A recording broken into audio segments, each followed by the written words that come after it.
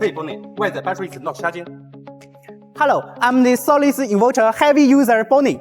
If your inverter can't charge or discharge the battery, follow me check these tips. First, you check the time is the correct local time of the inverter and your watch. Second, you check the system work mode. You check the correct mode on the second page, your charging time and discharging time at the once. Not allowed at the same time you charge and discharge. Check the SOC of the target SOC in the correct. At the second, you charge the battery setting. The battery connection mode must be correct, one battery or two battery. Battery type means the communication from the battery to the inverter. And the max charge current and max discharge current must be 0 MB. And over discharge SOC must higher to the local batteries. We advise you not over discharge the battery for the battery heals. After this, we check the out button of the inverter. This small button is the setting of the output of the inverter, on and off. And the communication from the battery to the inverter is this communication cable. Is the standard net cable. And the output power cable